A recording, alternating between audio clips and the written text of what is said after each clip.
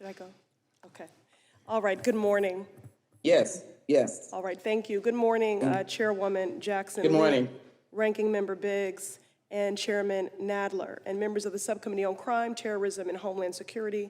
Thank you for the invitation to testify on my legislation, the Fair and Independent Experts in Clemency Act, also known as the Fix Clemency Act.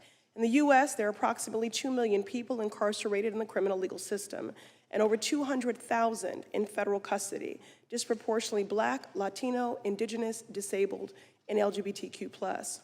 Our nation has the highest incarceration rate of any country in the world. This should ring alarm bells for every lawmaker because it impacts mass incarceration each and every one of our districts. And it should stoke the moral outrage of everyone who calls this nation home, as this is a shameful legacy. People locked in cages throughout this nation, real people, their families and friends are serving their sentences alongside them. I know this all too well, growing up with an incarcerated parent. I can only imagine how different my own childhood would have been if my father was able to get the medical help and treatment he desperately needed and deserved.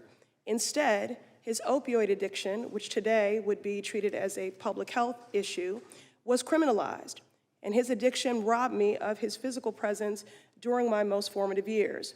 Today, my father, Martin Terrell, like millions of Black men and women, is a survivor of mass incarceration.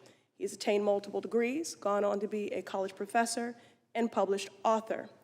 Nonetheless, his presence having been robbed of his presence during my formative years, it has been an ongoing, healing process for myself and our family. My story is hardly an anomaly. Across the country, more than 5 million children have experienced the incarceration of a parent. As policymakers, we must reject this unjust status quo and disrupt the cycle and legacy in this country of treating trauma with more trauma. We need to end the crisis of mass incarceration, and fixing our clemency process is a central part of the solution. That is why I'm proud to have introduced the Fix Clemency Act with 2 distinguished members of the Judiciary Committee, Representatives Bush and Jeffries. My legislation would transform how clemency works by replacing the redundant and biased Department of Justice process with a new and independent U.S. Clemency Board. The board would be composed of experts in fields like behavioral health and rehabilitation appointed by the President.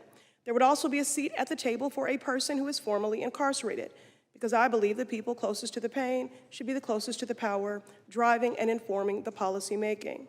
Currently, applications for clemency are under the full control of staff in the Department of Justice and must undergo repeated scrutiny with duplicative layers of bureaucratic review.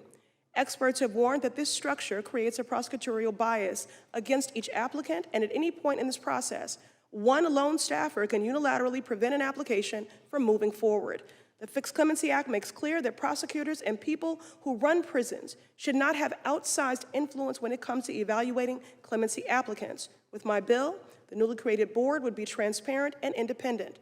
All recommendations by the board would be transmitted directly to the President and included in an annual report to Congress. With more than 17,000 clemency applications pending for years before the DOJ, we must pass the Fix Clemency Act. That's over 17,000 people, and their lives hang in the balance.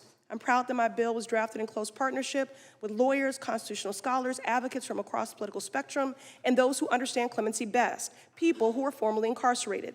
People like Danielle Metz, who is a recipient of clemency herself. She was punished with 3 consecutive life sentences and an additional 20 years in federal prison for non-violent drug offenses. She served more than 2 decades in prison away from family and her children before her sentence was finally commuted. I'm grateful for her partnership in this legislation. Congress has the power to legislate a just and equitable clemency process by passing my legislation to create an independent board.